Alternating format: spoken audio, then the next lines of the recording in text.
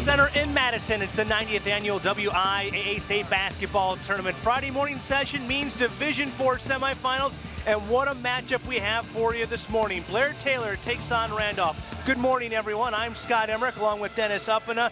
We have the privilege of calling our first Division IV semifinal. Blair Taylor and Randolph. And Dennis, when you talk Randolph, you talk about a dynasty. They're going for their 4th straight state title, and I know from your days at Cassville, you know the pressure these kids and coaches are under. Well, it certainly is something special that what they're doing right now. And, of course, Ryan Tillman is right at the front of it. But talking to Coach Heffley the other day, he said basically that there's a lot more talk, but he said he doesn't feel that there's a lot more pressure. He told the kids to enjoy it, have a good time down here, and take care of business. You're looking at our Menards points of the game. Ryan Tillema leads Randolph in just about everything. He's on his way to Wisconsin Green Bay to play collegiately. He is a dynamite player. On the other side, Blair Taylor, they come in undefeated at 25-0. A couple of guys who get them going. TJ Nearing runs the point, and sharpshooter Jordan Kaplan. Quite a combination right there. And not only are they the team's leading scorers, but they also rebound pretty well. Quickness.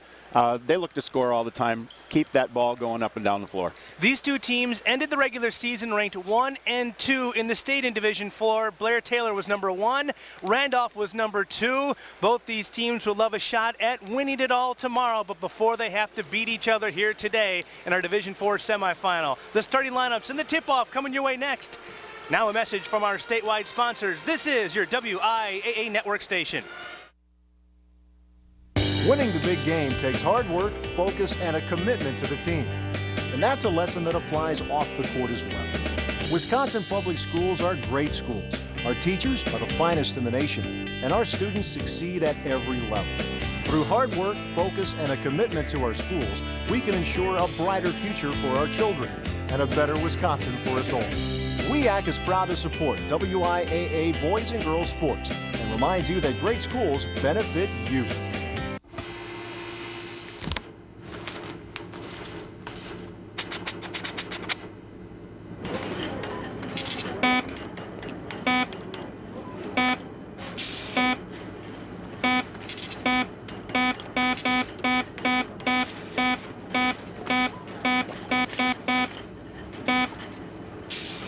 Price check. Shake stuff up. Price check on 2. At Menards, we're dedicated to service, quality, and providing the best selection. Bright and dark kitchens with linkable under-cabinet lights from American Fluorescent. On sale starting at $14.99 each. Add style to your bath with a lifetime warranty Price Pfister faucet. This fashionable high arc faucet is $99. A matching tub and shower faucet, $149. Service, quality, selection, Menards. Save big money at Menards.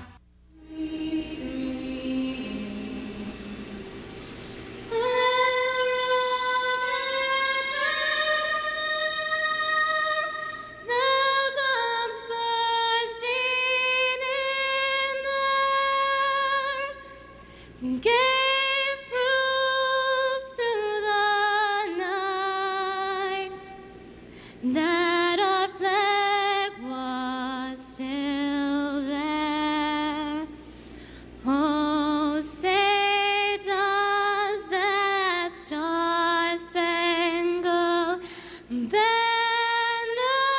yet wave o'er the land of the free and the home of the brave.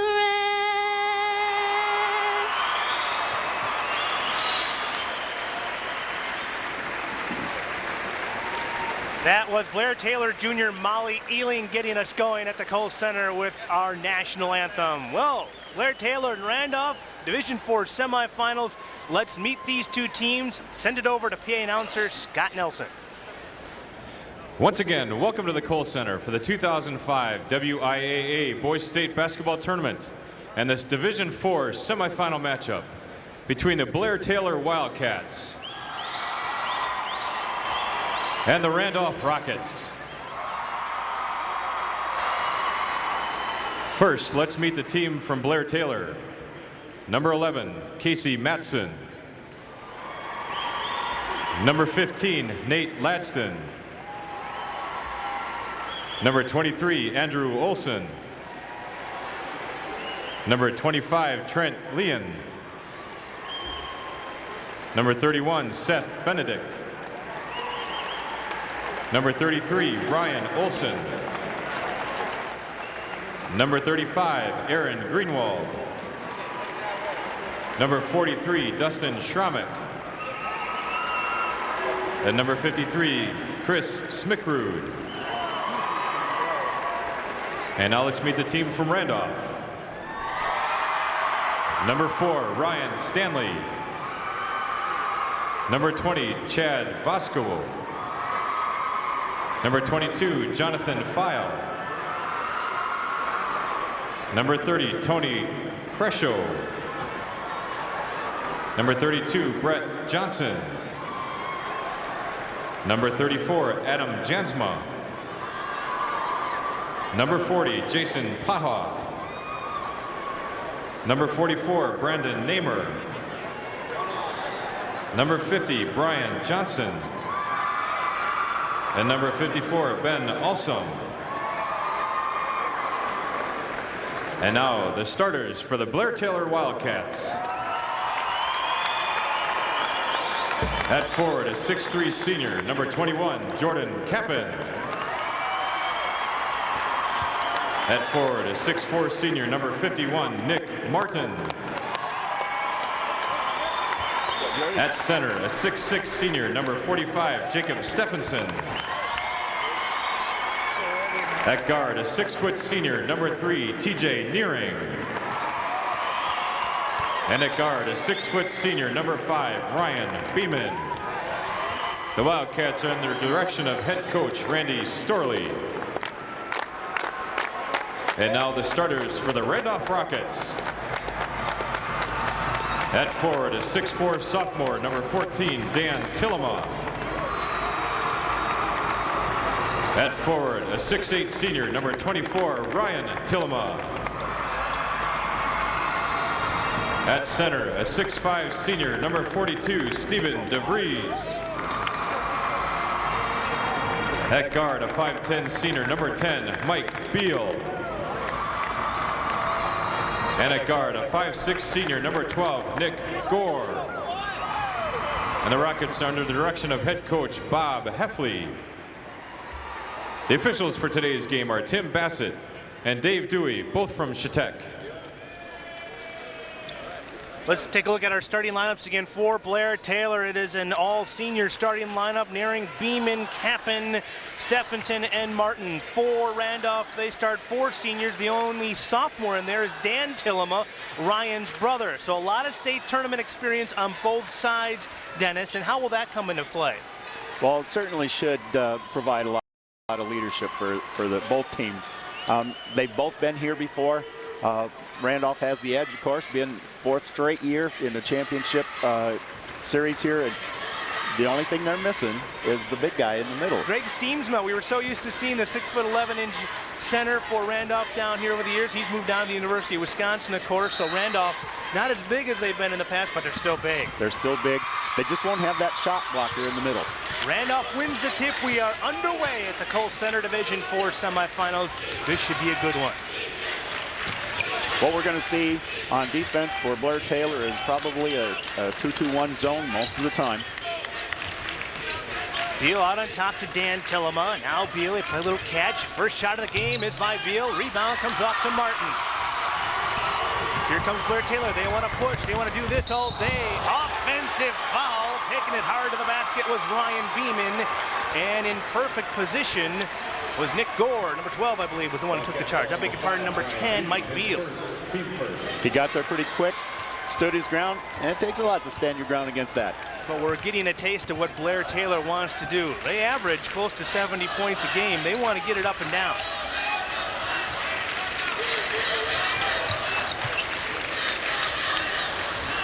Opening moments of our Division 4 semifinal. We've already seen some nasty collisions in this one.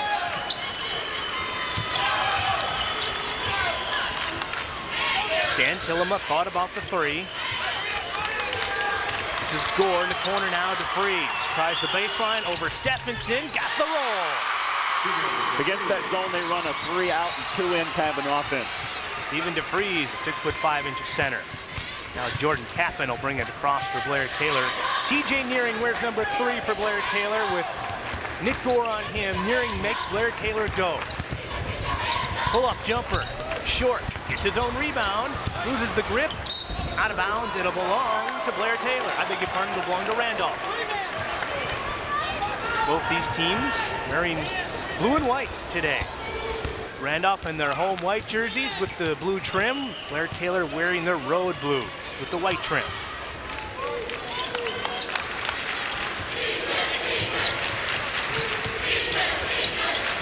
Dan Tillema on the baseline. Couldn't get the roll. Stolen inside by Gore. Came in there and stole the rebound. And a foul inside. Tillema going up for the shot. And it'll be a blocking foul. And 2 shots coming for Dan Tillema. TJ Nearing picks up his first personal. Shooting 2 for the Rockets, number 14, Dan Tillema. So Dan Tillema, Ryan's younger brother, just a sophomore at the line. It's his first. The 2005 WIAA tournament is brought to you by the Wisconsin Education Association Council, proud to support WIAA boys and girls sports, and inviting you to visit weac.org to learn how great schools benefit you. Ryan Tillema on the rebound basket. Randolph off to a fast start. You're going to have to put a body on him every time, a little stronger than that. The ball came out a little bit far from the basket, and he was able to pull it down. We see Randolph in their man-to-man defense. Tappan comes up short, and a foul inside. This one's going to be on Randolph as Stephenson attacked the offensive glass. Coach Heffley says they do play some zone very infrequently, so they're pretty much going to stay in the man, and we could see a little bit of a 1-3 or 1-1-3 trap occasionally. Blair Taylor still looking for the icebreaker. Beeman over Tillema. Too strong, rebound Dan Tillema. Here come the Rockets. They push it up ahead. DeFries inside, double team. Goes up against it, can't get it to go. Rebound Tappan. Tappan 6'3", a pretty good rebounding guard.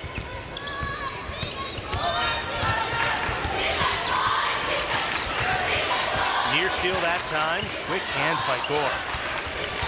Terrific defender. Stephenson inside, using the glass nicely and gets it to go. Blair Taylor's on the board. Jacob Stephenson.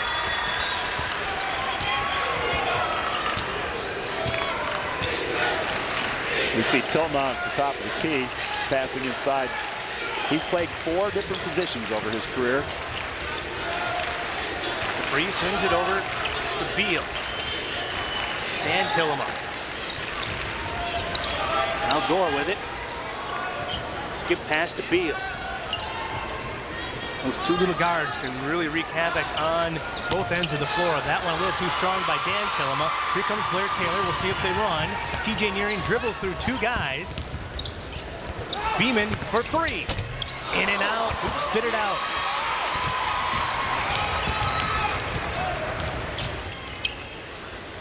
Ryan Tillema now, and Randolph will reset the offense with Nick Gore out on top.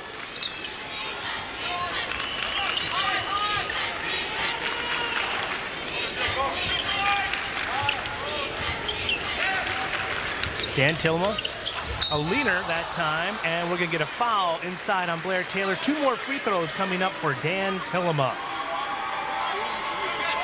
Here's another look at it, Dennis. His first personal, team 3rd. At the line for the Rockets. Okay, well, basically what we got is Blair Taylor likes to play behind post anytime they get the ball inside. They don't want to give up the layup. That time he made a move to the basket and drew the foul. Known for Blair Taylor, number 15, Nate Ladston checking in now for Blair Taylor, replacing Ryan Beeman. Ladston is a 5'11" sophomore guard. 2 for 2 for Dan Tillema, a 69% free throw shooter. Randolph pushes their lead back up to 5. Nearing showing some quickness. Couldn't get the finger roll to go. DeFries comes out of there with it. Stolen away, almost stolen away. Bodies all over the floor, and the Rockets maintain possession. Nice hustle play by Tillema. Dan Tillema that time dribbling it off somebody's foot. Blair Taylor has it. Ladston thought about the three. Now here's Nearing. Gore on him. That is a terrific matchup out on top. Foul that time. Gore a little bit too busy with the hands on the reach. Well, that's certainly going to happen when you put that kind of pressure on. Sometimes that 5'6" guy has an advantage. You can take that dribble away if he's really good with his hands. Mass substitutions now for both sides. Brett Johnson checking in. He wears 32 for Randolph. Tony Crescio also in, and Brandon Namer. For Blair Taylor, Dustin Schramek checks into the lineup. Nearing slicing through, gets it back somehow, and gets it to go. TJ Nearing with his first basket. He leads Blair Taylor in scoring, averaging 17.5 per game. They really need him to come out and put points on the board today. Last year he really struggled, but he's gained a lot of confidence since last time and a lot of determination. Ryan Tillema forcing it and got it to go. Oh, what a shot by Ryan Tillema in a crowd. Well, at 6'8", he's able to get that ball so high over his head. It's very difficult to block it, and he's got such good form. He's got good rotation on his shot. Nearing for three. Stephenson battling for the rebound. Schramek comes out of it with it. And a jump ball situation. Possession arrow points towards Blair Taylor, so they'll keep possession. We have a timeout here on the floor. It is Randolph leading this one by 5. Here's a message from our statewide sponsors. This is your WIAA network station.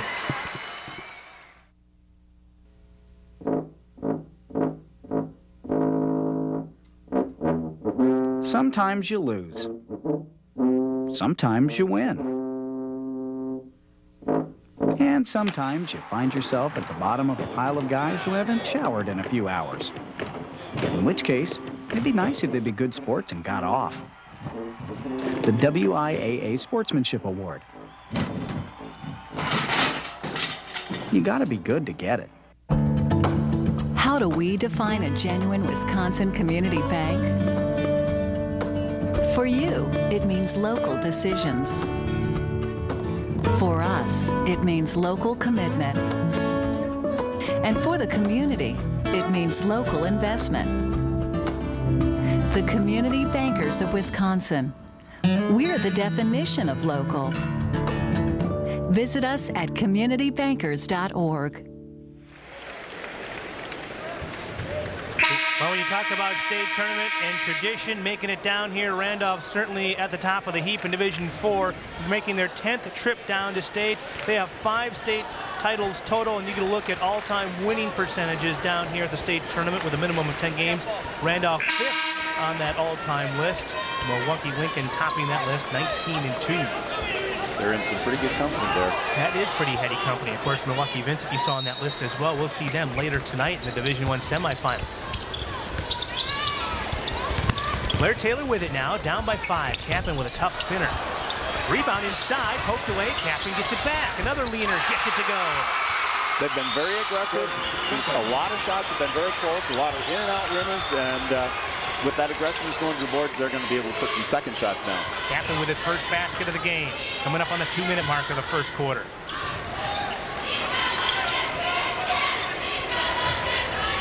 Crescio out on top, Tillema. Back to Crescio. Ryan Tillema tries the baseline, poked away that time by Capin. Brandon Namer, beautiful pass to Dan Tillema. Got loose on that baseline. Nobody dropped down to cover him. Rockets back up by 5. Capin, excellent three-point shooter.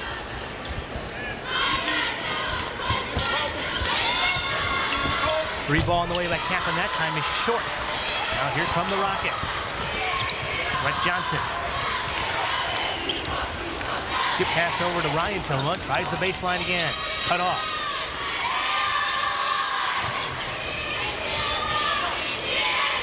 Ryan Tillema, top of the key for 3. Nothing but net. You just can't leave him alone, especially at that spot. He's very, very good from the top of the key. Tillema 3 for 3 from the field. He has 7 points in the early going. Kappen got the roll. Nice soft touch. He really elevates, gets that ball up high. Very, very difficult to block his shot also. He has the last 2 baskets for Blair Taylor. Under a minute to go, and Randolph leading this one by 6.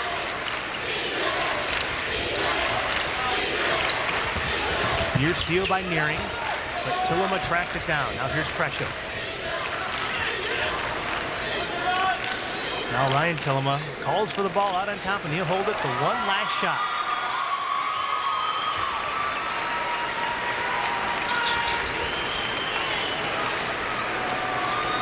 We talked earlier about Blair's defense. It looks more like a 2-3 this morning than a 2-2-1. Brett Johnson had a block inside. Dan Tillema lays it up and in just before the buzzer. An outstanding first quarter, I beg your pardon, by Randolph. They have an 8-point lead.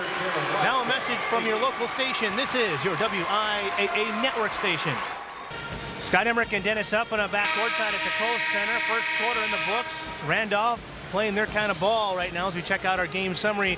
Shooting the ball well from the field. Definitely are. 6 out of 10 is very, very good. Blair Taylor only 4 out of 13, but both teams are scoring in the paint, and Blair Taylor just needs to get it to go from the perimeter. The Tillemas are setting the tone for Randolph so far. The brothers, Stan and Ryan, combined for 14 of Randolph's 16 points. Randolph starts the second quarter with it.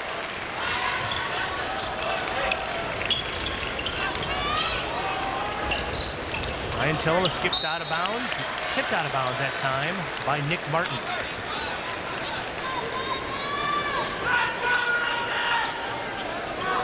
Ryan Tillema triggers the inbound. Open for 3 is Beal. That one comes up short, tipped out of there, and Kappen has the rebound. But they are on Nearing every time Blair Taylor gets the ball, aren't they, right away? Definitely.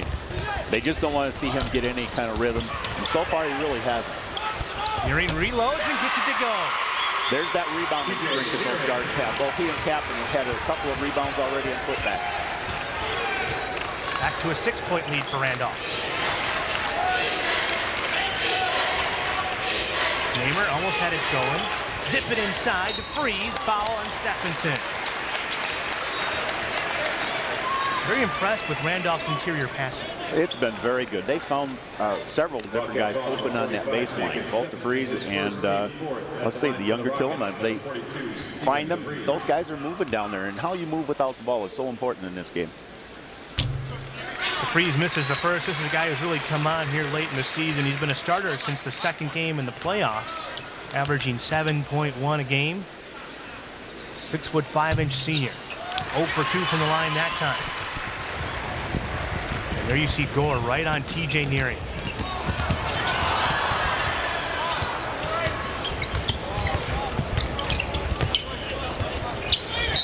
Reach-in foul that time on Mike Beal. A little too aggressive. 13th foul on Randolph. Just under 7 minutes to go, second quarter. Blair Taylor trying to carve into that Randolph lead. Came in here undefeated, champions of the Dairyland Conference. Will pick and roll that time, beautifully done. Nice. Beeman to Stephenson. Right, nice job. And that's one of the things that Blair Taylor has done an awful lot more this year is the pick and roll. They'll screen for Nearing as much as they can on the top and get him to go to the basket. That's just how you draw it up on the chalkboard, isn't it? Exactly.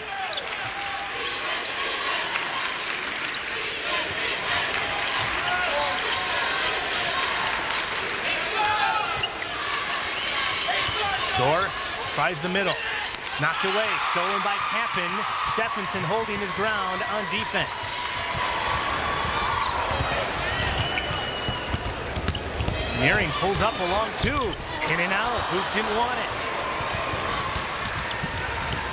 He's struggling a little bit. They're just so close. In and out, every one. And what do you tell a shooter like Nearing when he's going through something like that? As Ryan Tillema, speaking of shooters, hits another 3. You keep shooting. You keep shooting. There's nothing else you can do. the stroke's going to come. Tillema's 4 for 4 from the field. Lead back to 7 for Randolph. I think that's one of the things that Tillema does so well. Picks his shots, doesn't miss many. Turn around by Martin is no good. Here comes Randolph. They're going to run a little bit. Ryan Tillema leading the break. It wasn't there. Tillema again. Poked away. Who's got it? Namer. Blocked by Stephenson. And a foul inside. Stephenson's really battling hard inside. Little outmanned as far as size is concerned. He's got 6'5" around him, 6'8", 6'4". They're pretty strong inside. Dan Tillema back in the lineup, replacing Brandon Namer. 14 fouls on Randolph. Coming up on 5 minutes, second quarter. Randolph in charge, leading this one by 7.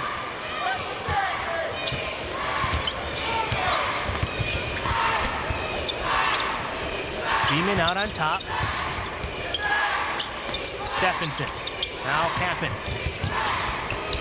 Trying to post up nearing. They get him in the post. Bounce pass. Nicely done to Martin. That's something that a guard can do. If he's a little off on his game, he can get it to the open man underneath after penetration. Kind of different that time. We saw nearing in the post. That's right. Tillema, we've seen him all over the place. Dan Tillema with a fadeaway, rebounded by Martin. And a jump ball situation, possession arrow points towards Blair Taylor. Brought the ball down a little bit too far, and you bring it down to the smaller guys around you. It gives them an opportunity to stick those hands in there. Talk about those fundamentals, Coach. Let me know. If you're a big fella, you got to watch out for those little guys coming around when you get that rebound. Oftentimes we hear. And now a foul in the backcourt. Tony Crescio getting a little too physical with TJ Nearing that time. Sometimes the big guys bring the ball down, the little guys bring it up, and they shouldn't do either one. I'll tell you what, there is not a place TJ Nearing can go on this court without a Randolph Rocket in his shorts. I mean, you think they've emphasized that a little bit? Shadow him wherever he goes. I think that was the game plan. That's become quite obvious. So Jordan Kappen bringing it across now for Blair Taylor. Nearing, turnaround that time. Rebound inside Martin. Couldn't get it to go. A lot of in and out so far for Blair Taylor. Good grab on the far sideline by Randy Storley, Blair Taylor head coach. Randy is really a firefly. He's a great guy, good for the game of basketball, and certainly has had a tremendous amount of success. And he wants a timeout. 30-second timeout. You talk about Randy Storley in his 16th year at Blair Taylor, 23rd year overall. You know, these two coaches, Randy Storley and Bob Heffley, have kind of developed a friendship over the years. In fact, their wives get together and they're card-playing partners. And I asked Bob yesterday, I said, did you talk to Randy at all this week? Did you give him a little hard time, talk a little trash between coaches? And he said, no, I talked to him Sunday. We congratulated each other, emailed each other later this week. But, hey, you got to tell him, he's got to pick up his euchre game. He is not a very good euchre player. I mean, his wife is a phenomenal card player, but Randy's got to pick it up on the euchre. Euchre's a fun game. And you're right, they have been friends for a fairly long time, ever since they met, really. That's the only trash talk I could get out of Bob. All right. Closed captioning of the 2005 WIAA Boys and Girls Basketball Championships is brought to you by your WIAA network. 5-point lead for Randolph. Dan Tillema tries to make it 7, but he couldn't. Stephenson with another big play inside. Now here comes Nearing. In the open floor, loses the handle. Crescio comes up with it. They lob it inside to Tillema. Too strong. Dan Tillema with the rebound follow. He has 9. And the lead is back to 7.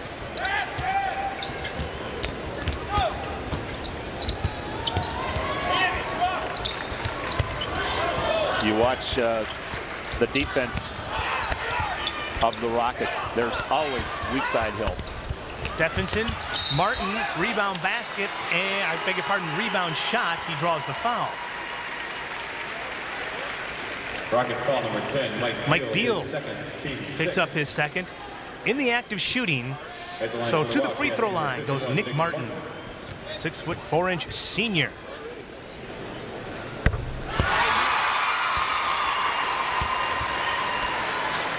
Martin all over the glass so far. He has 6 rebounds in this game. And you take a look at the score, it's a 6-point game. And Blair Taylor really hasn't gotten going with their perimeter game yet. Haven't seen too many threes fired up by Blair Taylor yet. They're 0 for 3 so far from the land of 3. Martin hits 2. Well, Gore seems to be making sure that TJ's not getting many good looks from the perimeter.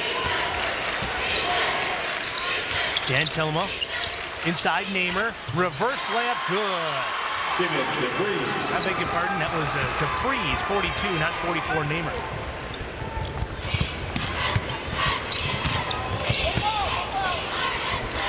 Kappen with it out on top, looking for Stephenson in the post. Back out on high to Ladston. Stephenson, turnaround jumper. Rebound by Ryan Tillema. They go inside to DeFreeze. Blocked by Stephenson, but he got a piece of the arm as well. So free throws are coming for Stephen DeFreeze. 2 fouls now in Jacob Stephenson, Blair Taylor's big guy. That's definitely going to hurt. They've got to pull him out of the game, and more than likely they'll be thinking about that with a lot of game to play yet. Definitely decision time, and it looks like Andy Storley is going to make a change. Dustin Schramek coming in for Blair Taylor. Stephenson will have a seat with those 2 fouls, perhaps for the final 2:36 of the first half. 30-second timeout here. That gives me a chance to say this. Unauthorized use or rebroadcast of this program without the express written consent of Quincy Newspapers Incorporated, Wisconsin Broadcast Division, is strictly prohibited and a violation of U.S. copyright law. Now, you look at Coach Bob Heffley and the Randolph Rockets. We have to say a special hello to one of their teammates, Jonathan File. File suffered a collapsed lung last weekend. He wears number 22 for Randolph, but he couldn't be with the team today, unable to make the trip. And Coach Heffley just wanted to make sure we said hi to Jonathan File watching at home. And Coach wanted to know, Jonathan, that your teammates are thinking of you today as well.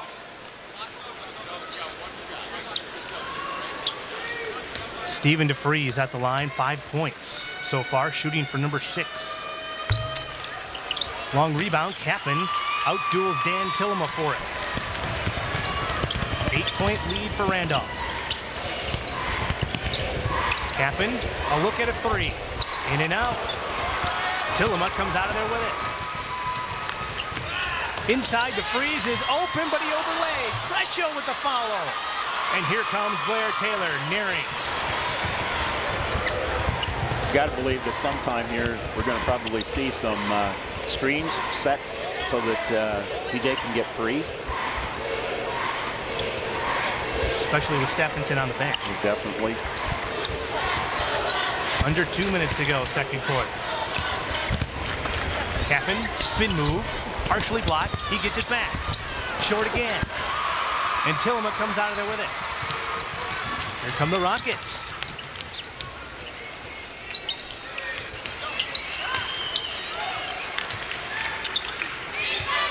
Nick Gore will reset the offense for Randolph. Dan Tillema. Ryan Tillema for 3. In and out. Who's got it? Foul inside. This one's going to go against Blair Taylor. A lot of action underneath the hoop on both ends of the floor. And you shoot that 3 like that with as much arc and time as it takes to get there, it draws a pretty good crowd by the time the ball gets to the basket.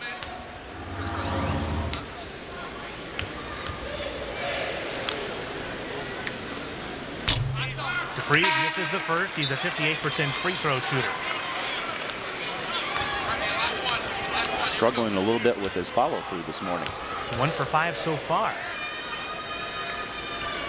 That one's a little strong, and it's all Blair Taylor underneath the hoop. Oh, Randolph leaving the door open. They've had a lot of chances at the free throw line, but Blair Taylor unable to cash in. Here's nearing net pass was poked away.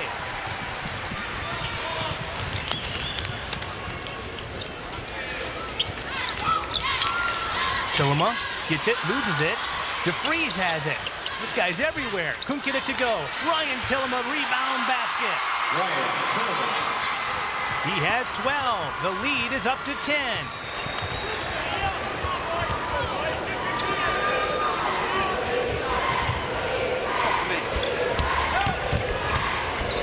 Winston open for three. Got it! There we go. The lid's off at 3-point range. The sophomore with his first basket of the game. And you have to wonder if maybe just one basket will kind of get that lid off the basket. I think we saw that yesterday in a game or two.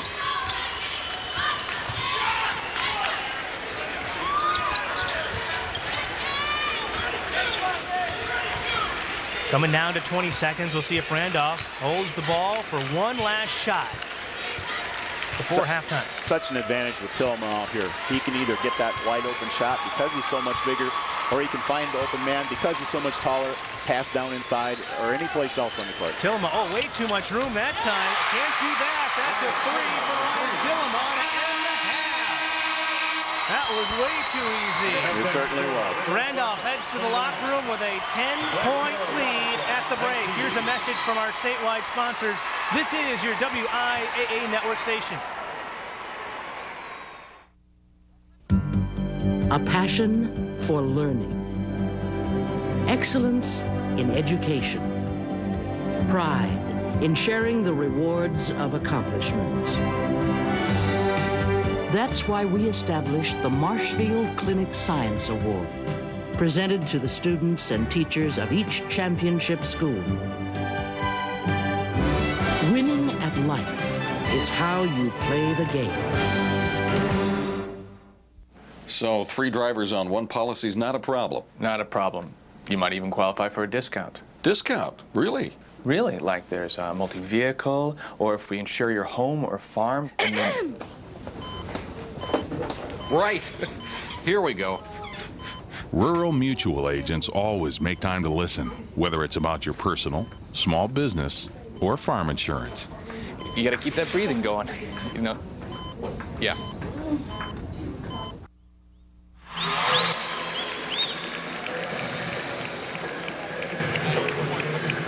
Scott Emmerich and Dennis Uppana back at the Kohl Center in Madison, Randolph, showing why they are the 3-time defending state champs and shooting for a 4th.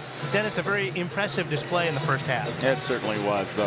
Both Tillman's, Dan and Ryan, have been the keys as far as offense is concerned, generating inside and outside.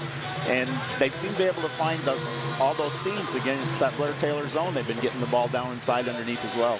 Well, we'll talk more about the first half of play and look ahead to the second half as well. But right now, for some halftime festivities, let's send it upstairs. Here's Brian Groff.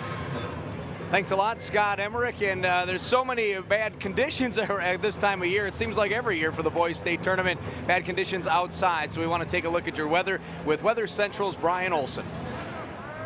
Thanks. Good morning. Your WIAA statewide forecast has a band of snow across as we take a look at the radar this morning. You can see it bowing to the north, so we're starting to see the snow end across Madison and point southward, but it's just coming into places Wausau and on northward toward Hayward as well a little bit later on today. Take a look at microcast temps. They're very interesting. They'll kind of tell the story. We can see highs below freezing up in central and northern Wisconsin, but above freezing down to the south, and that corresponds really well with the myriad of advisories for central and northern, but not southern Wisconsin. Take a look as we go on. This is what we are expecting on top of what you may already have on the ground. This is through Saturday morning, so quite a bit of snow in a swath across the central part of the state, up to near a foot toward Eau Claire. Today's forecast, highs in the 30s with a mix to the south and snow to the north. Tonight, the snow to the north continues and a mix south. All right, thank you very much. We're going to take a look at the brackets for the day. We are just getting started here on day number 2 of the WIAA State Boys Basketball Tournament, and we are at halftime of the first Division IV semifinal featuring Blair Taylor and Randolph. Randolph, the Rockets, looking for their 4th straight state championship. Following this one is Bayfield and Oshkosh Lourdes. Following that, D2, 1:30 in the afternoon, Monroe making their 11th trip to state against St. Catharines, making their first ever WIAA state tournament appearance. After that, Maple Northwestern and Seymour. The Thunder come in with their 10th overall appearance, 6 straight. Division I semifinals this evening. These teams played in quarterfinals yesterday, and we have the matchups featuring Vincent and Pius and Wisconsin Rapids and Madison Memorial. Well, it is sort of fitting that we're at halftime of this game, and you know what halftime is about. It's the cheerleaders getting out on the center court. They put in a tremendous amount of time and work and get together for competitions. Here's a look at what cheerleaders do.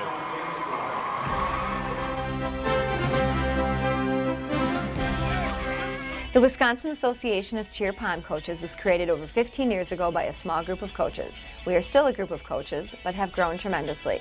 The WACPC membership topped 400 members last year.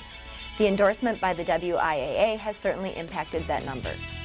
WACPC membership provides opportunities to network, obtain new ideas, and help coaches raise the performance level of their teams. We achieve this through district representatives, quarterly newsletters, handbooks, and our events. My team works really hard all year long, and they deserve a coach that's willing to work just as hard as they do to make their program the best that it can be.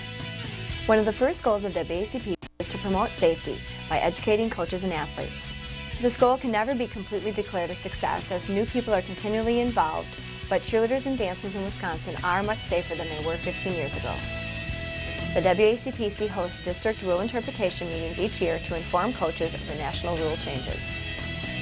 WACPC seeks to provide many learning and character building experiences. Another way we do this is through our Fall Coaches and Captains Conference. In October, members and team leaders attended the conference in Wisconsin Dells, and next year we look forward to being at the Paper Valley Hotel in Appleton. Fall conferences were a great experience and very helpful. We learned new techniques in stunting and upped our skill. We also got a chance to learn new ways to bring our team together. By attending the WACPC Fall Conference, my teammates and I have gained very helpful skills to lead a productive practice and help us stay focused throughout the entire year. The WIAA endorsement has certainly boosted recognition of cheer and dance. To make progress in this area, we need the continued support of coaches, administrators, and local media. Through our regional and state championships, we aim to provide appropriate athletic challenges leading to improvement and sense of accomplishment. The WACPC also recognizes individuals through the All-State and Scholarship Awards. Being selected for All-State was an honor because it recognizes you for the hard work you've put in and the experience you've gained. Making it on the All-State team was a great honor. It really recognizes us for all the hard work that we put in every year. Cheer and dance are no longer support groups for other teams. They are athletes in their own right that provide pride for their schools and communities. Getting ready for competitions makes you very disciplined. It also makes you focus on doing your best. It also gives you the chance to meet new people and make better friends with your teammates. The WACPC competition is just great. It has helped my team very, very much in gaining confidence by performing in front of crowds, and we can always count on them for having a very well-run and organized competition. My team loves attending WACPC's competitions where they are rewarded and recognized for all of their hard work. I love attending their conferences where I've learned many skills that have allowed me to become a much better coach. Thousands of cheerleaders and dancers perform every year at WACPC competitions. We host the Junior and Middle State Championships and the Cheer and Dance Regionals at 3 sites in January, and in February we host State Cheer at UW-Oshkosh and State Dance at the Lacrosse Center. The WACPC judges provide my team with very positive feedback to help us improve every year. The recognition of the WACPC as a valuable resource in cheer and dance led to the WIAA endorsement of our organization. However, the Wisconsin Association of Cheer Pom Coaches has never been larger, stronger, or more ready to lead Wisconsin cheer and dance into the future. And throughout this week, the cheerleaders definitely have large crowds to perform in front of. They're already up into the 3rd deck here at the Kohl Center and sure to be filled throughout the day as it's a tremendous second day of the WIAA State Boys Basketball Tournament. Randolph is chasing history. Blair Taylor is hot on their heels. With the call for the second half, here is Scott Emmerich and Dennis Uppingham. All right, Brian, thanks very much. Randolph pretty much controlling the tempo and controlling this game pretty much start to finish. What's impressed you about them so far? Their patience. They're very, very patient on offense. They work the ball around the perimeter. They're able to pass that ball into the interior down on the baseline, and they've been effective in both places, scoring very well from the inside and outside. Well, let's show you some of that inside and outside work Randolph did in the first half. We're going to start off with some outside, and Ryan Tillema has been on fire. This guy has come as advertised. He's 6 out of 9 for the game so far. On the other end, it's Beeman to Stephenson. Nice little pick and roll action there. But then Tillema would answer with another 3. This guy with loads of state tournament and big game experience and came to play today. Another 3. He's got tremendous poise. Blair Taylor needed a 3 to get the lid off the basket. A lot of shots in and out. Nate Lanston provided that at the end of the half. But then a defensive breakdown for Blair Taylor at the end of the half, leaving Tillema wide open for 3. Tillema 3 for 3 from the land of 3. I beg your pardon, he was 3 for 5 from three-point range. But anyway, here are your first half stats. Field goal percentage and free throws. What jumps out at you? Well, percentages, obviously. Field goal percent does make a big difference. We're 11 out of 26 versus 8 out of 27. Free throws, we're not seeing a whole lot of difference there, but obviously the 3 points make a big difference in a hurry. And turnovers. If you're Randolph, you have to wonder if this lead could even be bigger if they would hit some of their free throws. Turnovers, you mentioned, Dennis, all 4 of the turnovers in this game have been converted into points. And unfortunately for Blair, 3 of those were Blair turnovers. Absolutely. And we said, here are the leading scores for you. 3 players with 4, 4 players with 4 points. TJ Nearing averaging 17.5 a game, has yet to get off offensively. And Ryan Tillema, the Tillema brothers, as a matter of fact, 24 points between them. Well, we're ready to go just about for the second half of action. Randolph leads us 1 by 10. We're back with the start of the second half for you. Right now, a word from your local station. This is your WIAA network station. Blair Taylor will open the second half with possession. And kudos to all the fans down here at the Kohl Center who battled the inclement weather and made it down here safely. That's a terrific crowd here this morning. Nearing starts off the second half with a 3, and maybe that's the start for TJ Nearing. I think the whole Blair Taylor crowd would love to see that. He's the team's top 3-point shooter, 46%. The three's out on top, Dan Tillema. And we're seeing a little different defense out of Blair Taylor. They're out in man right now. Man-to-man to start the second half. Perhaps needed to push the tempo a little bit. Bodies hit the deck, and somehow Tillema got that one to go. I think you're right. I think you want to push the tempo up. A good way to do it in this situation against an awfully good team with a lot of patience to put it at this. Nearing again, that time barely draws rim. Out of bounds, it goes back over to Randolph. A little upset with himself taking that shot. He was a little off balance. Randy Storley had the look of frustration as well. Tillema, why not? Rebound, Stephenson. And a little contact in the backcourt, no call. And now a turnover by Blair Taylor. Well, Stephenson and Gore got tangled up. Off camera, you didn't see it as Nearing was bringing it up, but it was some intriguing action down at the other end. 4 turnovers for Blair Taylor. Handoff. Leading this one by 9.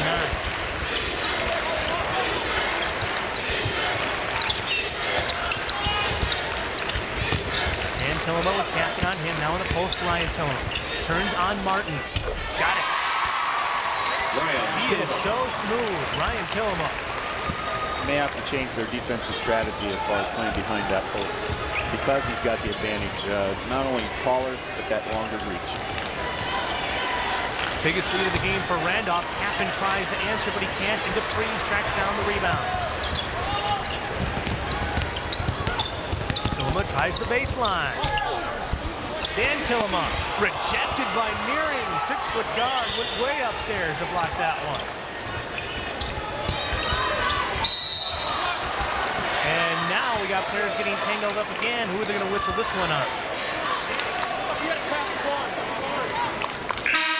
Here's another look at Ryan Tillema on the other end. Jordan Kappen is first, team first. Jordan Kappen gets whistled for a foul. And 3 players hit the deck. Just trying to fight through a screen. Tillema open for 3 off the inbound. Nothing but net. He's amazing.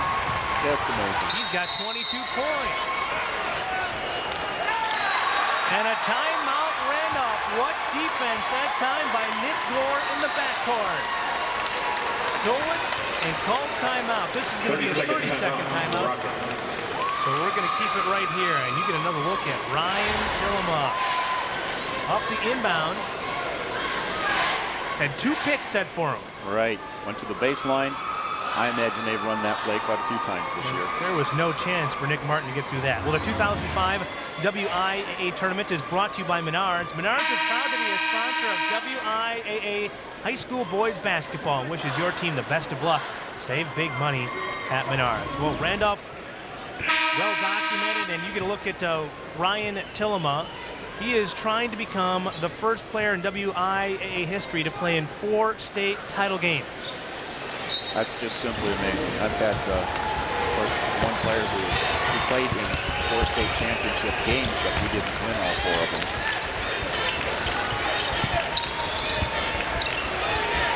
Tillamook can get that opportunity if Randolph can hang on to this lead.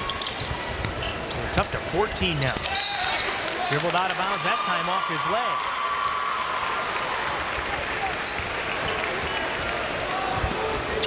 We'll see if Blair Taylor can take advantage of a turnover. And of course, for those people listening at home and watching, that player was from Cassville? Sam Oakey. Sam Oakey. Nearing for 3. Short on it. Here come the Rockets.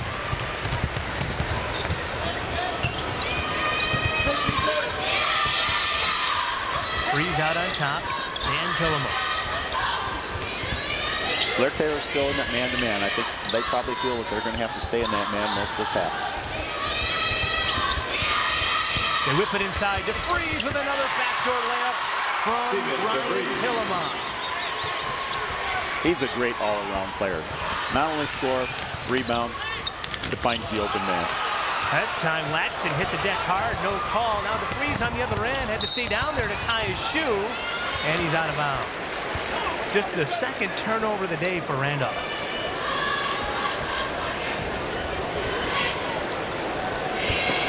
Really taking care of the ball well.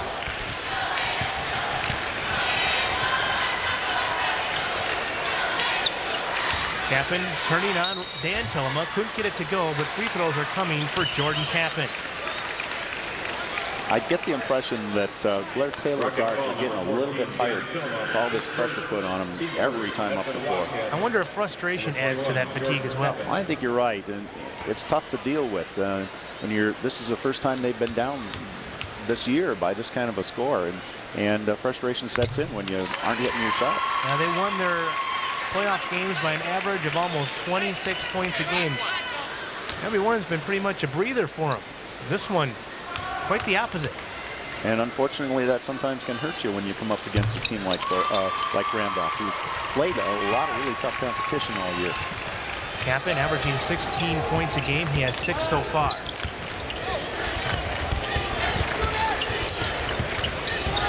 We've seen him against the man, of course, run the swing.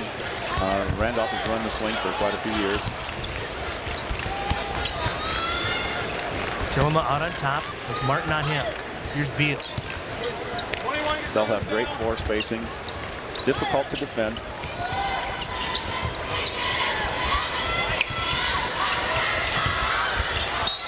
DeFries couldn't get it to go, but a little body from Stephenson will send Steven DeFries to the free throw line. 3 personal fouls now on Jacob Stephenson. Foul number 51, Nick Martin. His second, team second. Back to the line. You mentioned Randolph's schedule earlier. They're one of those teams that traveled out of state, played Duluth East at the Target Center. Actually lost that game back on January 29th. That ended a 58-game winning streak for Randolph. And from what I understand, I think some injuries probably were key in that loss. I tell you what, Bob Heffley was telling us the last couple years they've just been drilled by the injury bug, but yet they keep finding a way to win. Testimony to their character. And the depth of the team, too. DeFries misses a pair. Randolph has it. Down by 14. I beg your pardon, Blair Taylor has it. Kappen inside. Couldn't get it to go. On a block by Tillamook.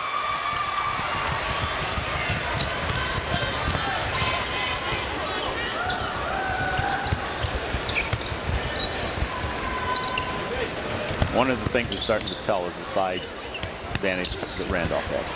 Brett Johnson inside. Got it. Brett Johnson. Brett Johnson with a basket.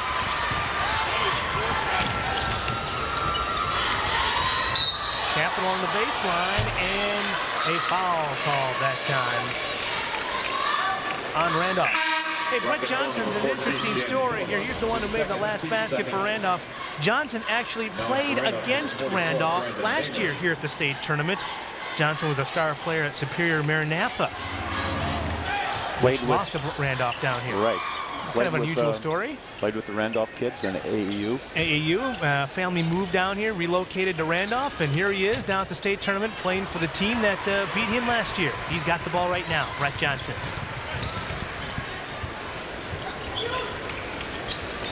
Johnson open for three.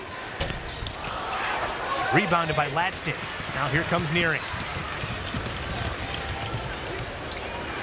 Nearing, partially blocked perhaps. Martin has it. Inside, Kappen on Tillema. Couldn't get the finger roll. Knocked out of bounds, Randolph basketball. I tell you what, you can see the look of frustration on the Wildcats. They just cannot get the lid off that basket.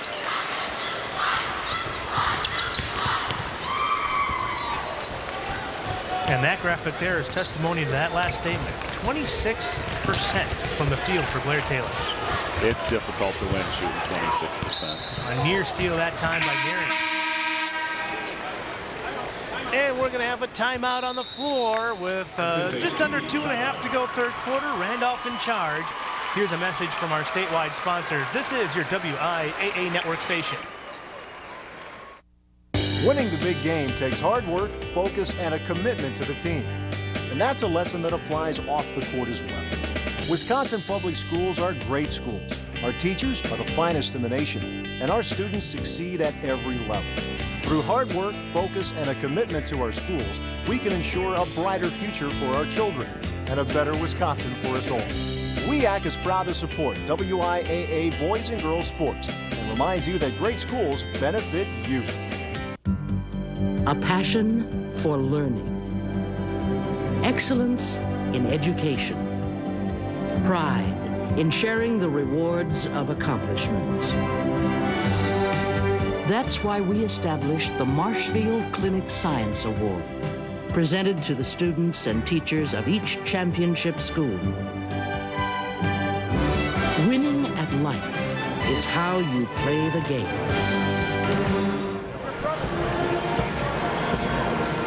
Scott Emmerich and Dennis up on a backcourt side at the Kohl Center, where Randolph in control, leading this one by 16. And TJ Nearing started the second half with a long three-pointer for Blair Taylor, and you thought, hey, maybe that's the start. Randolph still in control, Dennis. They certainly are. It's very difficult for Blair Taylor to get good looks as the game goes on. The Rockets' defense is smothering, and you have two different situations with the team. You get Randolph with size inside, but they're also good defenders on the outside. And you've got. And anytime you got a player of the talent of Ryan Tillema, he's kind of like a momentum diffuser for the other team. Absolutely. He's hit a couple of big shots here. This time he turns it over. Nearing, one-on-one. Is he going to challenge Tillema? He does. Counted and a foul. Impressive play that time by TJ Nearing, challenging the taller Ryan Tillema. Tillema has 8 inches on Nearing. He's done that all year, I'm sure, and not against as big a guy as Tillema, but he's going to take it to the basket. He's a team leader, and he feels that he's got to score, and this is a good opportunity for him, and he made it work and maybe come up with a three-point play here.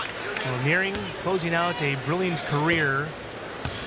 Hoping he has one more game after this, but he is Blair Taylor's all-time assist and steals leader. Couldn't complete the three-point play, though, so it's still a 14-point lead for Randolph.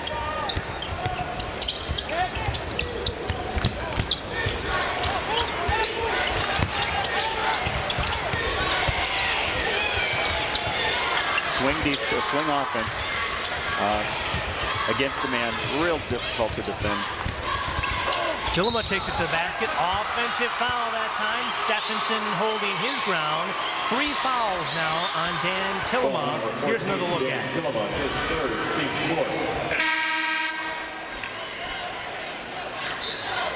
Good help from Stephenson. Holding his ground, the big fella.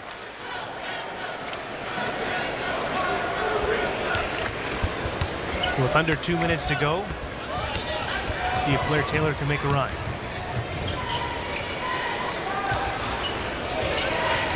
Nearing gets a pick from Stephenson, tries the baseline. Stephenson offensive rebound, got it. They tried a double high post that time and screen off that. It seemed to work pretty well for them. That time Nearing gets called for the foul on the reach in the backcourt. Wildcat foul number TJ Nearing, his second, team third. 3 team fouls on Blair Taylor right now, so Brandon Neighbor to trigger the inbound and Nick Gore to bring it across.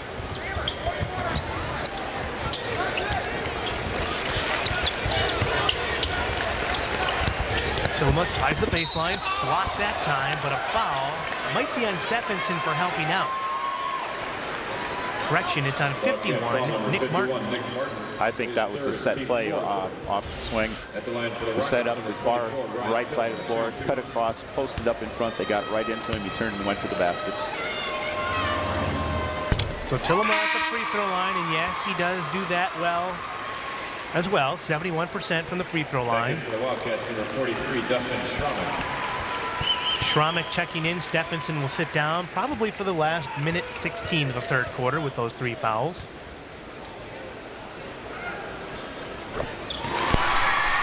Tillema hits a pair. And one of the nice things about him, Wisconsin will be able to watch him for another 4 years. He's going to be a dandy for UW Green Bay. Yes, he is. Here's a steal. It is Tillema. Nehmer on the layup. Brandon Nehmer running the floor. His first basket of the game. The Rockets will take advantage of a break when they have it. The Rockets red glare on that one. Here's Nearing inside. Schramek couldn't handle the pass. Checking in for the Rockets. The fast-breaking Randolph Rockets, this time Tillema leading the break and Nehmer with the finish.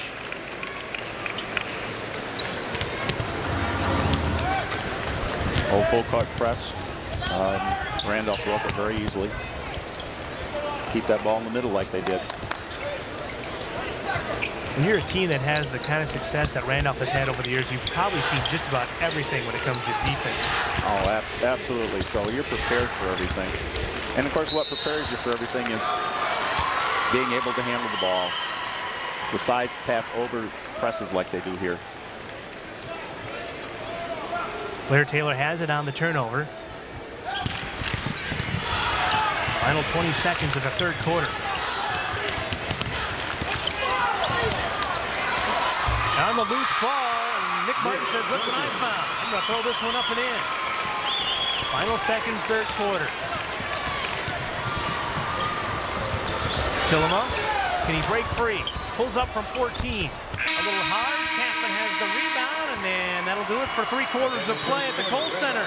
Randolph has increased their lead from 10 to 14. Here's a message from your local station. This is your WIAA network station. Scott Emmerich and Dennis Uppana back at the Kohl Center, where Randolph in control of this one, and there's one obvious reason why as we look at our game summary, Dennis. Shooting percent really tells the story right now. Also, Randolph's got a couple more threes, and a lot of points being scored in the paint today by both teams. Keep in mind, Blair Taylor came into this one shooting 54% per game as a team. Play a lot of up-tempo, get a lot of easy shots, but it hasn't been that way today. They've had to work for everything they've got, and it's been very difficult. Nehmer with Stephenson on him, kick it back out to Beal. In the corner, Gore. Interesting thing about the swing offense, it can also be a kind of offense to use to take time off the clock. And now we got some action inside, too. A lot of guys hitting the deck in this one, hitting the floor. Wildcat foul number 45, Jacob Stephenson gets whistled for it. That's 4 on Stephenson. And 14 fouls as well for Blair Taylor.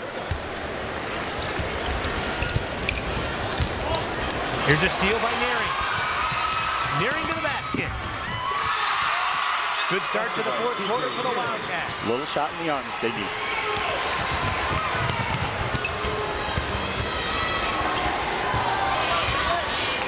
Sometimes if you can't get it done offensively, you have to get it done defensively, but they're doing it against one of the best offensive Division IV teams that we've seen in a long time.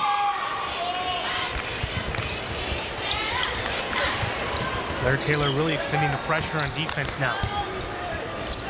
Ryan Tillema out on top. This is Namer. Beal. And now Gore.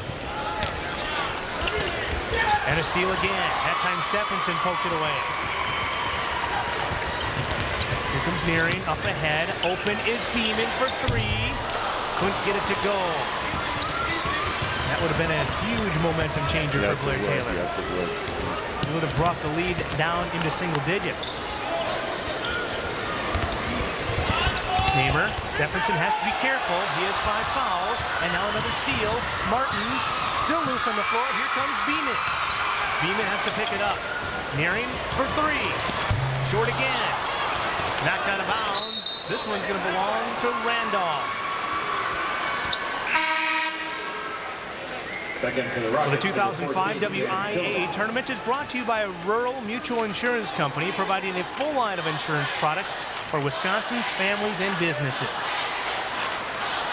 I think we're starting to see a little effect of fatigue here with the Blair Taylor kids, both with Nearing and Captain having to play such pressure defense on the perimeter, be everywhere on the floor, rebound. I think their legs are starting to go a little short. Shots are short. Under 6 minutes to go, fourth quarter.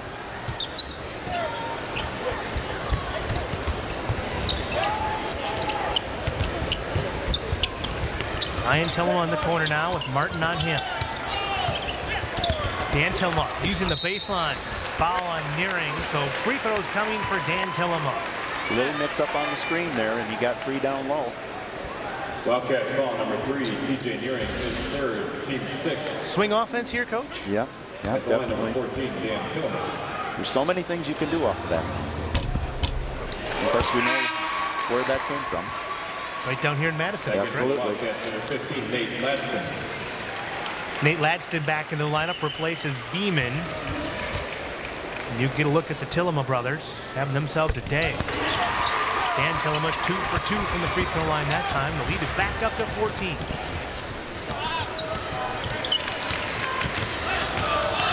Nearing in the corner. Skip pass. Martin got it to go. Full timeout for Randy Storley. He needs to talk strategy with his Blair Taylor Wildcats. We're going to take a timeout as well. Here's a message from our statewide sponsors. This is your WIAA network station.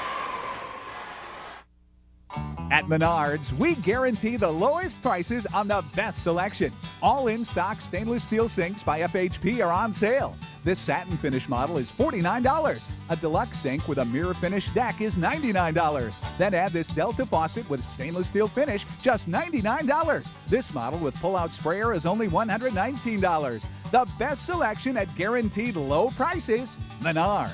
Save big money at Menards. Dreams, they're what life is all about. Homeownership, owning a business, college education, retirement planning, a sense of community. Dreams, they're what community bankers in Wisconsin help make happen. To find a community bank near you, visit us at communitybankers.org. Blair Taylor making their fourth trip to the state tournament, second year in a row. Last year they lost to Hilbert in the semifinals, and it was a game that I know Blair Taylor felt like they let get away. They felt like they had that one in control in the fourth quarter, but Hilbert made a terrific comeback and stole that one away, and that's been kind of the motivating factor for the Wildcats to get back down here and have a better showing, but so far it's been frustration. TJ Nearing was really disappointed with his performance last year and really wanted to make a good showing up here again, and has had a great year. Well, there's still time to make one more run for Blair Taylor. They trail by 12. Randolph has been so smooth offensively, and that time a little bit extra physicalness by Nick Martin. 3 personal fouls on him now, and free throws coming for Randolph. Blair Taylor now in the bonus. I'm sure Coach Starley at this last time out told the guys that they had to apply more pressure all over the court. We're probably going to see a little full court pressure as well. 17 fouls on Blair Taylor, so Randolph will shoot free throws the rest of the way. Misses the first. Gets his own rebound. Partially blocked by Stephenson and almost stolen by the Freeze. Now here comes Blair Taylor on the run. In the corner. Kappen in trouble. Somehow got that one to go. Kappen again. Rebound Tillema. Can't catch a break. Here comes Beal. Talk about Beal and Gore. They haven't scored a point yet for Randolph, but those two little guards have really done a great job of running the floor, haven't they? Yeah. They know their role and they're playing it, and they're happy to do that. They know that they're contributing. And I'll tell you what, there's two sides, there are two ends to every floor, and they defensively have made a big difference in this game. An easy one for Ryan Tillema. He's got 26 points now, and the lead is back up to 14. Kappen hits the 10-footer.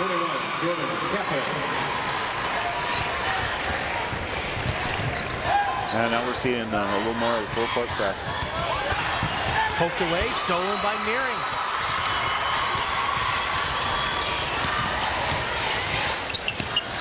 Gladstone kicks it out to Kappen.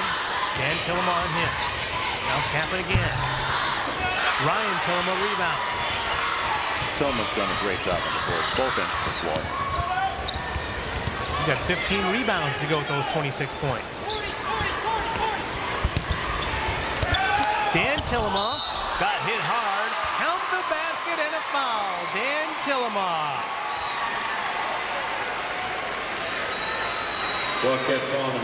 They're having a great deal of difficulty taking care of that size differential. He's the superstar in the waiting for Randolph. Talking to Coach Bob Heffley, I asked him, well, what's the difference between Dan and Ryan at this point in their careers? He said, you know, Dan's a little bit better of a jumper, a little better of a leaper. There's a tough shot by Nearing.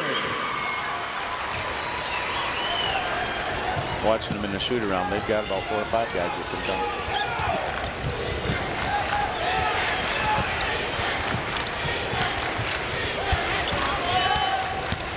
Ryan Tillema to the basket. Couldn't get it to go, but he'll have free throws. Rockets by 13 with just over 3 minutes to go. I tell you what, pretty much from the opening tip, they've played their style of ball. They certainly have. Very, very well coached, very patient, very confident in everything that they do. A lot of that comes down from all the experience they've got, but also because they're so fundamentally strong. Pretty consistent throughout this game. Trying to add to that fourth quarter total right now.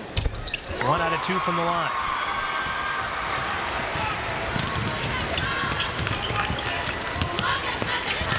Gladstone has a look at a 3. Rebound, Dan Tillema.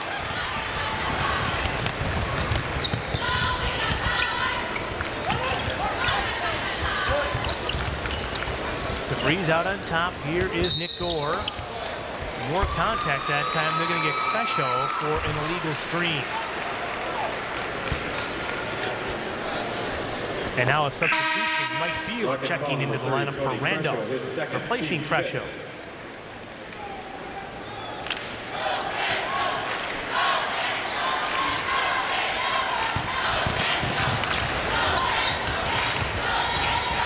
Nearing, off-balance jumper. Got the rim, but rebound Randolph. Here they come. Now a steal. Kappen poked it away. And a pushing foul that time on Beal. I beg your pardon, Gore. Rocket foul number 12, Nick Gore, his second, team 6. 16 fouls on Randolph right now, so free throws after this for Blair Taylor the rest of the way. And now Bob Heffley wants to talk it over with his Rockets. 2:40 to go, fourth quarter of play. And we'll take a break as well. Here's a message from our statewide sponsors. This is your WIAA network station.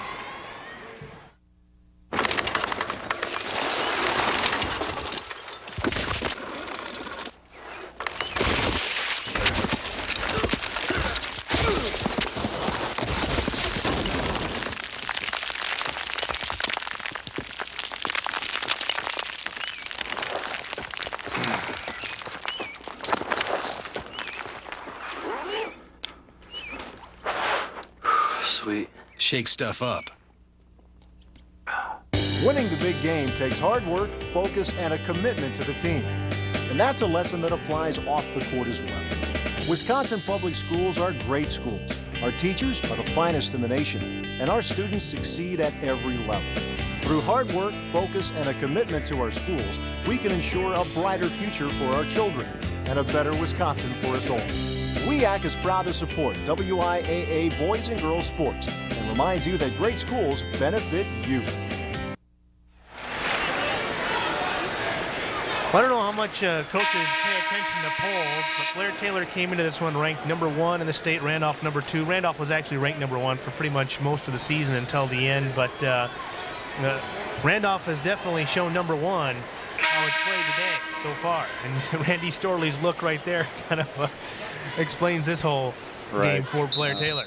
The rankings don't always tell the story, and what teams have matched up during the year. It's pretty hard to say who's #1 and who's #2.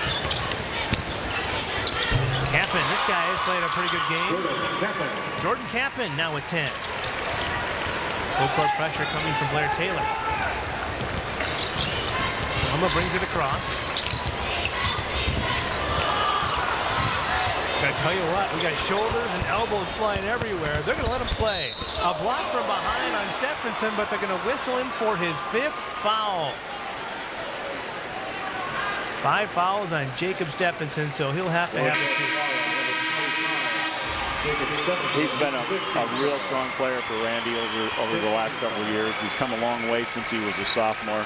He's put up with, some knee injuries and things like that, and he's had a great career. Jacob Stephenson is a 3rd-generation Stephenson to play down here at the state tournament. His grandpa played down here for Blair back in 1931. His dad, Dennis, played for Blair in 1973 when they made it to state. So I know he wished it would have ended differently, but that's a special story. And a lot of tradition in that family. A terrific story for that family. Jacob Stephenson closing out his career. Blair Taylor, unless we get a miraculous comeback in the final 2-12 from the Wildcats. Kappen left open for 3, top of the key. Braxton fighting for the rebound. Knocked out of bounds, and Blair Taylor will maintain possession. The one thing you can say about Blair Taylor, there's no quit. There's no quit in him.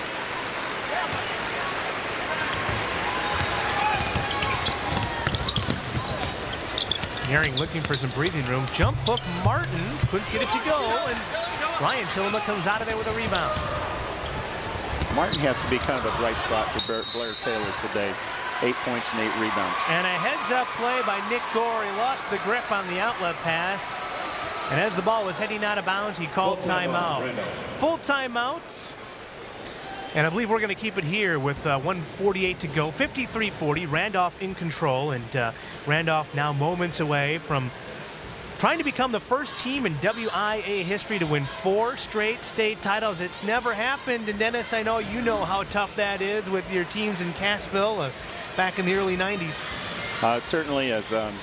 It's something that may never be done again. We don't know. But who knows? Maybe Randolph will be back again next year for a 5th try. Well, you can look at the teams who have won 3 in a row. Headed by Beloit back in the early 30s. Marathon had their run in the mid-70s. Milwaukee Vincent. And those of us who've covered this state tournament in recent years know about Milwaukee Vincent. They're back again in the Division I semifinals. And now you see Randolph. And if they can hold on to this lead with a minute 48, which most likely they will, and then win again tomorrow, they'll be at the top of that heap. Where are these schools located? Many of you are wondering. Here's our Division IV bracket, and Blair Taylor out of the Dairyland Conference, where they won it all this year with their perfect record. Randolph, champions of the Trailways Conference. Oshkosh, Lourdes, and Bayfield are getting ready to go in our 2nd Division IV semifinal. That's coming up next. I'll tell you what, those Bayfield folks, I'm looking over at their cheering section. It is packed. What a job by those fans making the trip through the snow. You suppose they waited till last night to come down? I think they came down yesterday. That's an awfully long trip. You'd have to leave like 2 or 3 in the morning. I think they probably looked at the weather. All right. Far ahead. Final minute 48 to go. And the Rockets content to play a little catch right now. Here's Gore looking for his first basket. Tillema couldn't get the follow. Tillema has the reload there. Dan Tillema joins his brother with a double-double, 14 points, 10 rebounds. Blocked that time by Ryan Tillema, but he got a little body, so Jordan Kaplan will go to the line. Rocket foul number 24, Ryan Tillema, his third personal, team 7. Kaplan came into this one averaging 16.2 points a game.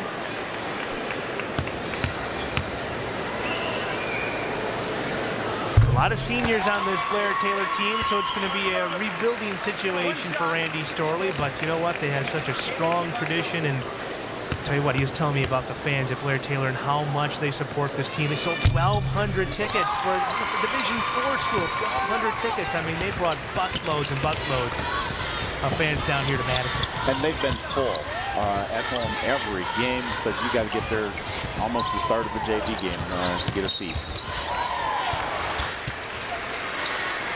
And of course, the Randolph fans, they could probably get down to Madison blindfolded. They've been here so many times. There are ruts in the road between here and there. Set it on the old automatic pilot. We're heading down to the Kohl Center again. There's Nick Gore with his first point of the game. The 5'6" guard. I tell you what, he's played a terrific defensive game. He's harassed Nearing all game long. I think he takes a lot of pleasure and a lot of pride in playing that defense. It just shows the way he carries himself out there and the determination he plays with all the time. Nearing trying to find some room, uses the glass nicely that time. Under a minute to go. Now Randy Storley's getting ready to clear his bench.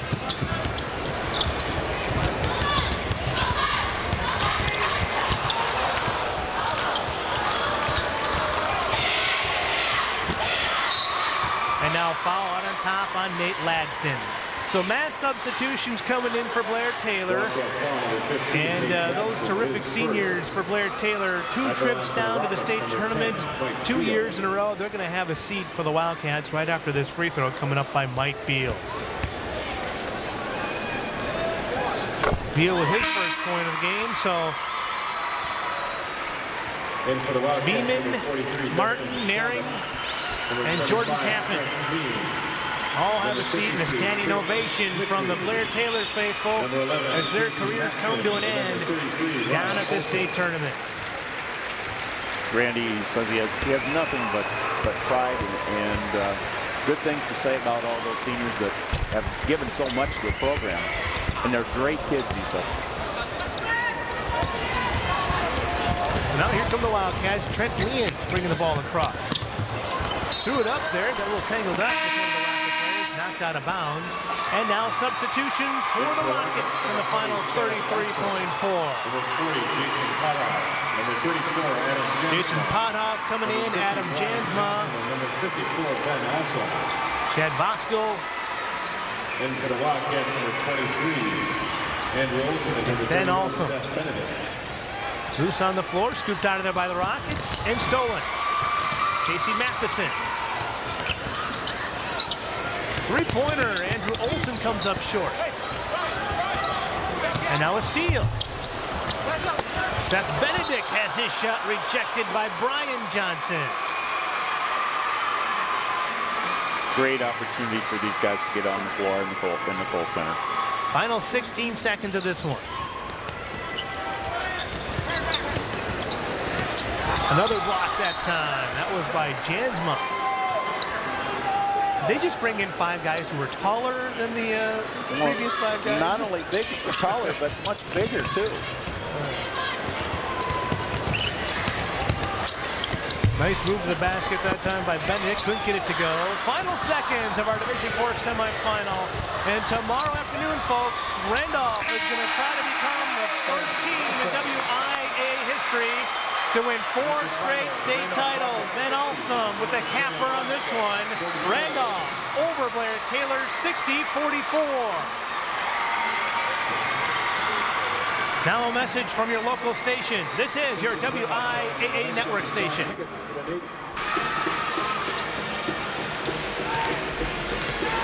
Well, the Randolph Rockets are now one step away from winning their 4th straight state title. They beat Blair Taylor in the semifinals. Jay Wilson standing by with head coach Bob Heffley.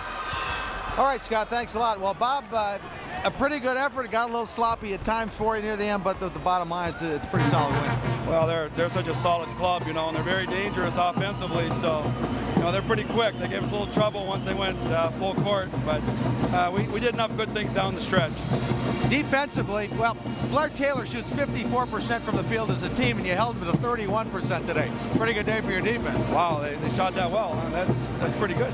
Yeah, I think our defense is our key to our success. So I thought our matchups, once we got them straightened out, it worked out much better for us. We took Ryan off of Stephenson, and he was more of a help position because they run a lot of pick and rolls. So that worked out okay. I don't know if it's ever happened before, but we have brothers getting a double-double. Ryan Tillema, 27 points, 15 rebounds. Dan had 16 and 12. That's a heck of a brother combination, isn't it? Well, it's sure nice to have it on our squad, I'll tell you that. And nice to have Dan coming back for a couple of years. But I thought Dan, for a sophomore, first time here, really played well. And Ryan played the way we expect him to now. Yeah. Now let's go over to Ryan Tillema. Ryan, you've seen just about everything in 4 years now. You're so composed and so in control on the court. Is there anything you haven't seen in your high school career? I don't know. I've been very fortunate to be down here all 4 years. So, we have a very old group on this team, and we've all been down here before.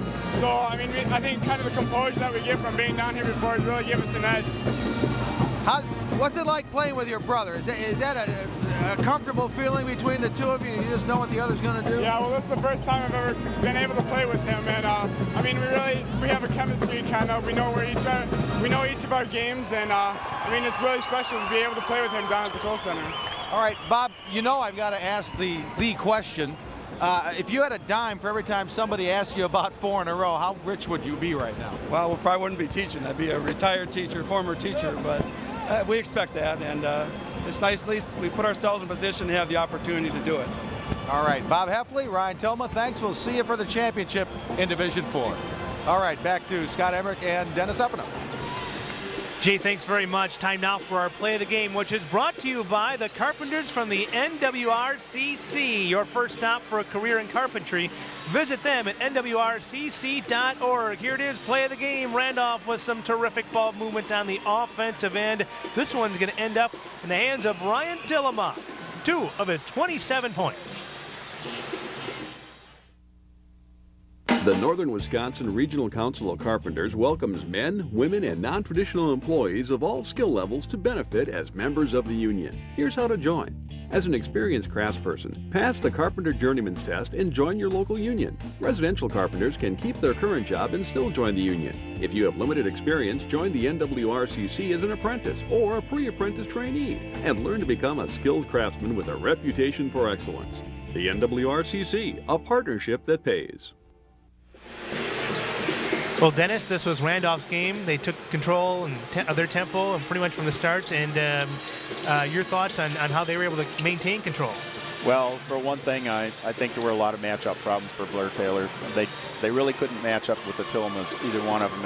And we saw the stats that they came up with today, just outstanding. Other things, obviously, Blair Taylor wasn't able to hit their shots today, and that's always a big factor in any game. They just couldn't get a series of shots, couldn't get a run going, couldn't they? Well, let's check out those second half highlights. It started off in the second half. Blair Taylor down 10, but TJ Nearing right away hit a 3, and we both looked at each other like, oh, hey, maybe this is the run. They wouldn't have taken too many of those, and they would have been right back in. But the lid stayed on the hoop pretty much the rest of the way for Blair Taylor. Ryan Tillema, though, the lid was off the hoop pretty much the entire game. Here he gets a nice pass inside to Brett Johnson. And Tillema inside in the post, laying it up and in. Great job of running that swing offense. 27 points, 15 rebounds for the future UW Green Bay. Blair.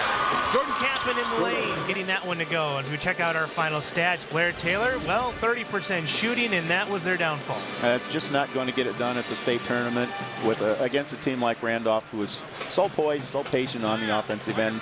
Keep in mind, Blair Taylor came into this game shooting 54% on the season. So to shoot just 30%, is, I'm sure, extremely disappointing for Blair Taylor, because I know they came into this game feeling like they had a chance to win.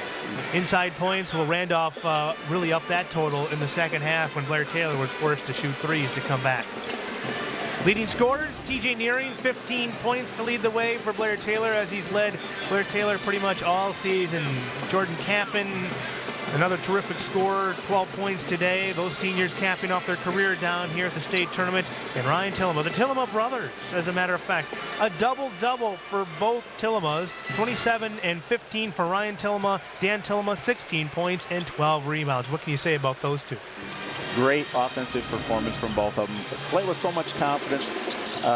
They play a lot alike, and I guess, you know, they're built an awful lot alike, and I'm sure they're playing a lot in the backyard, any place where they can play. Very skilled players. Well, I don't know about Mayfield and Oshkosh Lourdes. They're coming up next, but whoever takes the floor tomorrow in our Division IV championship, you think will be the underdog against Randolph? They're definitely going to have their hands full. All right. Speaking of having their hands full, Brian Groff has to take us the rest of the way between games. Brian? Well, we played our hardest, but we got beat by a better team today. Ryan Tillema is a fantastic player, and we just didn't have an answer for him. He's a great ball player, and of course they're very well coached. Coach Halfley and his group does a great job. Our kids tried. We went right down to the end. We shot the ball very poorly, which we usually don't do. But I'm very proud of the way our kids played. They handled themselves under control. We wouldn't change probably anything. We just keep right going after them. And it's a credit for our kids to get down here, and we're very pleased that we could make it here. Coach Storley is joined by number 3, TJ Nearing. Questions from the media, please. Let's start in the back here.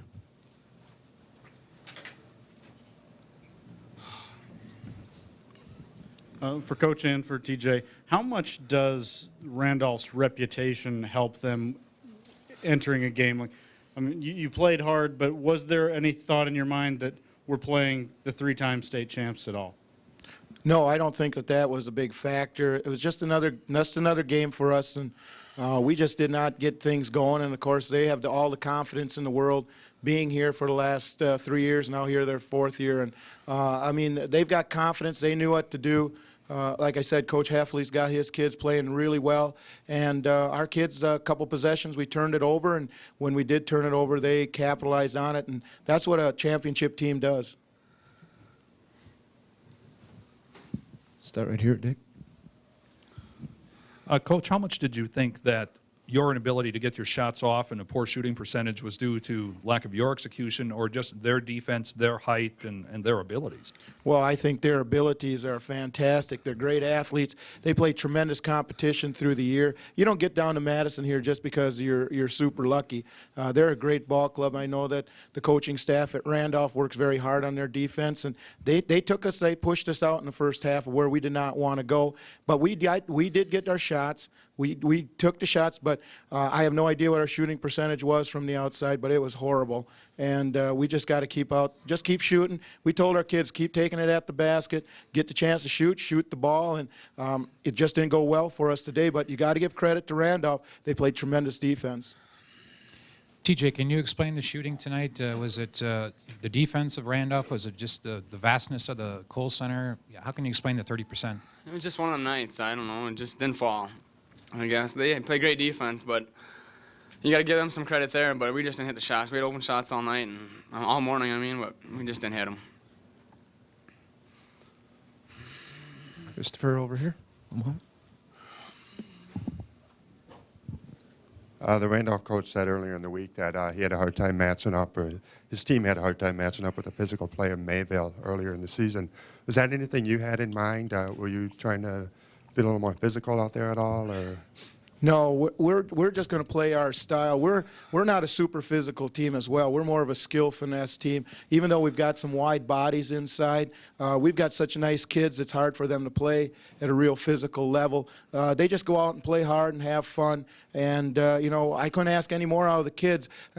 We didn't prepare anything different for Randolph than we do for anybody else. We just get our kids prepared. And as TJ said, we got the looks that we wanted, especially in the second half. The ball just didn't fall for us, and it did for them, and that's the game of basketball.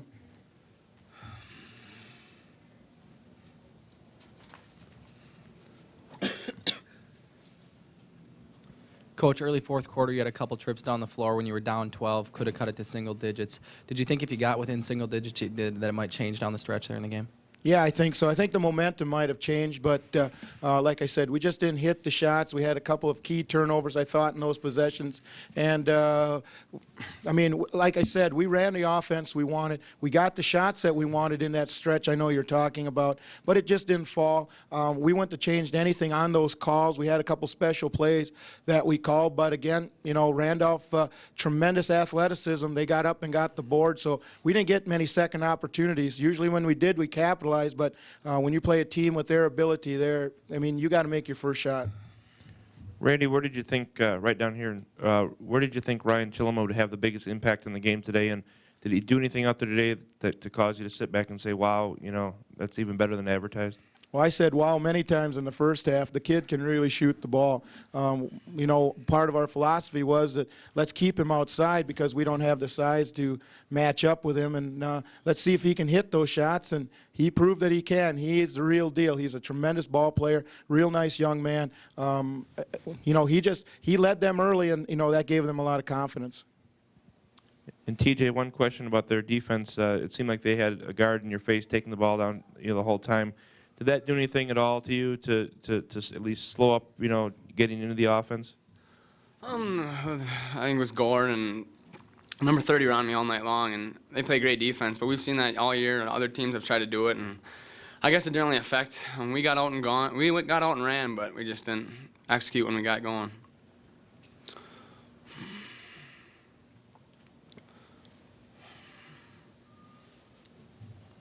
Any other questions? We got one over here. Would you have applied more of a full court press or anything like that to help slow down? No, I don't think so. We did that in a gambling situation, and of course they were trying to run time off the clock, and of course we wanted possessions because we were behind. They've just got too many weapons they can throw over the top with Tilma, and you know, like I said, I don't think we would have changed anything. It would have been nice to have a couple of baskets fall in, but like I said, that's just the way it goes. We're very pleased that we got down here. You know, there's going to be a few tears shed in the locker room, not because we got beat by a great team, but because it was our last game together. And I mean, in the last 2 years, we're 49-3, and we ended our season both years right here at the Kohl Center. It doesn't get a lot better than that. And I want to wish Randolph a lot of luck. They're a great team, and their coaching staff is fantastic, and they got great fans as well. TJ, you hit that three to start the third quarter, and then Tillum hit you with 7 straight points. Was that, how demoralizing was that? Well, it was a big factor. We come out and we hit that three, and I thought, well, okay, here we go. We're going to start playing like we can, and then he come down, and he just played the way he can play, and it kind of hurts because you go down, you rim one out, and then he comes down and drains one. You can't do anything about it, I guess. Well, I thought, you know, defensively, we played quite well. I thought our matchups were good to start, and I thought we made a nice adjustment when we moved Ryan off of Stephenson, and he was more of a help position. But Blair Taylor is a very dangerous team. And to hold them to 44 points, you know, says something for our defense.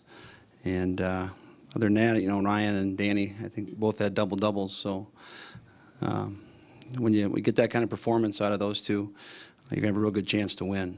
But Blair Taylor and, you know, Randy Storty is a good friend of mine, and you know, it's kind of bittersweet that you win. But I know no matter which way the game went, the other would wish the best to the other coach. So that's about it. Okay, let's take some questions. We got over here, Tom. Pretty safe to assume that the main topic of discussion at halftime was rebounding and securing the defensive glass. What do you think? We had some rebounding problems in the first half, Tom? Yeah, you know, they really scrapped, and they got, I think at halftime they had 8 offensive boards, and obviously that was hurting us. So, and they got good position. You know, those 2 post players are wide, and their guards were crashing, knocking the ball around a little bit, and we didn't have enough guys boxing out and getting after the boards. So, you know, obviously we were having a problem in the first half, giving them offensive chances on the boards. This is for Ryan. Did you guys come in with anything or thinking you had anything to prove based on the state rankings this year? I mean, a little bit. We wanted to come in and show what we were all about. We wanted to show states what kind of defense we'd play and just kind of how we come together as a team and just play team ball. And we wanted to kind of prove that that we could come in here and get the job done, and we did. I guess rankings don't matter until you drop out of first, then they don't really matter to us.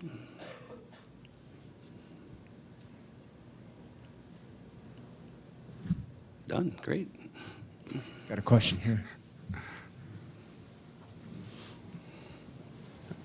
Ryan, when they hit the 3 to start the third quarter, and you came back with 7 straight points, you talk about the momentum switch there. I mean, you don't really realize it too much when you're out there. You're just doing whatever comes natural. I mean, you get open look, you take it, but we were just trying to play a good, patient game. We were trying to make good shots, make sure that we didn't turn the ball over too much. So we just wanted to go out there and play our game. To each of you, how important is it to take away this legacy of possibly 4 straight championships? Is that something that's been talked about, thought about? Both of you, I'm asking that too. Well, we felt it was a distraction. We talked, during the season, we were approaching the state record for consecutive wins, and I thought that became a bit of a burden. Once we got that loss out of the way, we, then had to refocus on our real goal. And we talked about after that loss in Minnesota was our #1 goal is to win the state championship. But I thought, even starting the tournaments, that it was starting to drag on us a little bit. So we just talked about why we play. For the right reasons. History will take care of itself. If, put ourselves in position, if we win 4 in a row, you win 4 in a row. You don't plan those things out. I mean, it's pretty remarkable. And I think for a school our size, it's even more remarkable. Yeah, in the beginning of the year, Coach just brought it up, just try to get it out of the way, get it off our minds so there wouldn't be a little whispering around. But, I mean, we went through a lot of pressure this year. The streak, that had a lot on our backs. Once that we got that out of the way, then we're looking for the state tournament, and now we're here, and now we're just trying to get the 4th straight. Coach, with the Tillamook, I believe, scored 19 of your first 21 points. Is that something that's coaching. Common? Oh, okay. Were you concerned about getting other people involved in the scoring? Well, we don't, not really. Whatever we get, we get.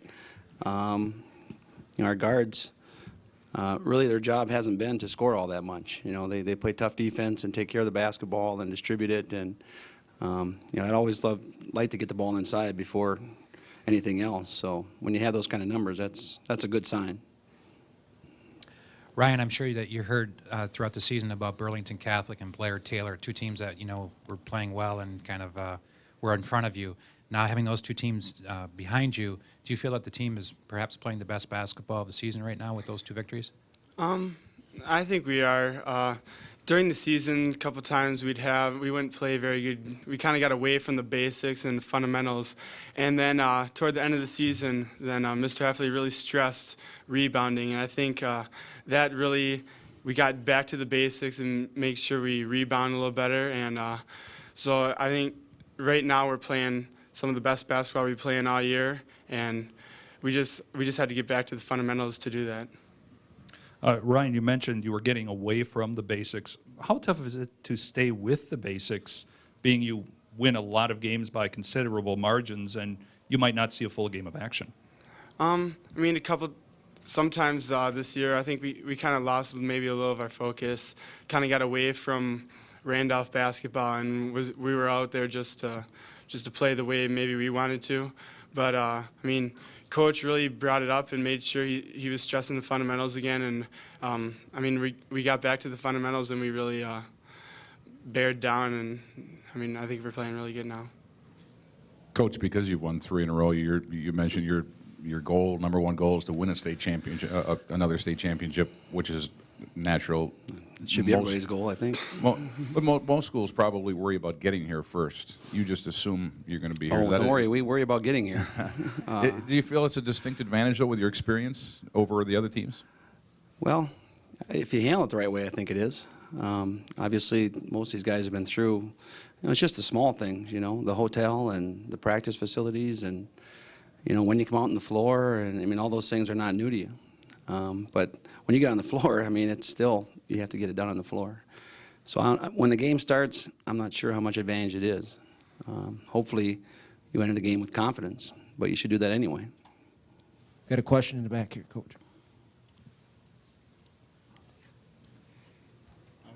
First, Bob, and then Ryan. Bob, you mentioned the pressure all through the season. Is some of that pressure relieved knowing that tomorrow, at least you have the chance for the state championship as opposed to having to play all season just to get there? We're going to approach tomorrow just like any other day, any other game, and that you might not believe it, but just next game. And we know we're going to have to go and scout and prepare for tomorrow, and take care of business. We know very little about the teams that are playing. So, and we just, at least, like I said, we put ourselves in the position.